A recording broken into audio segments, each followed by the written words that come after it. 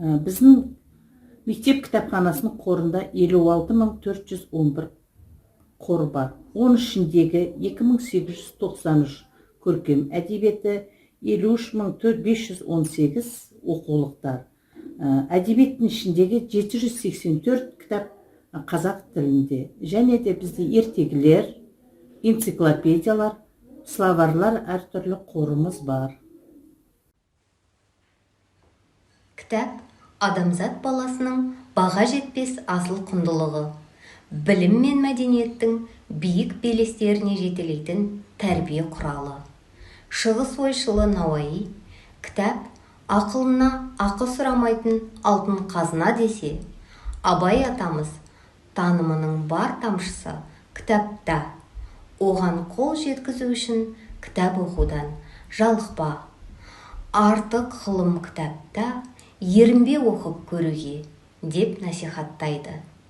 Мағыналы сөздерден кітап оқудың кез келген тұлғаны дамытудың қайнар көзі екенін түсінесің.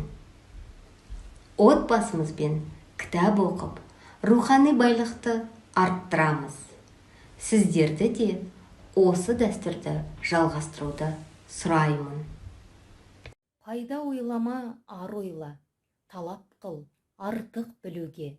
Артық білім кітапта, ерінбей оқып көруге, деп ұлы ақын Абай Құнанбаев жырлағандай, оқуға құштар мектеп жобасы аясында мектебіміздің мұғалімдері бірлестіктер арасында әдеби шығармаларды оқып, талдау үстіндеміз.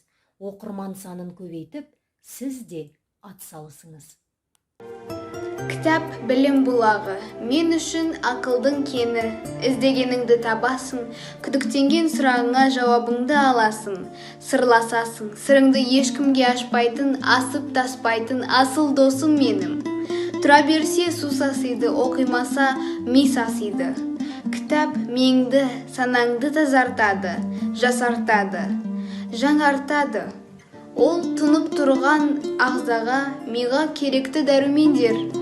Шіркін кітап, қымбат қазына.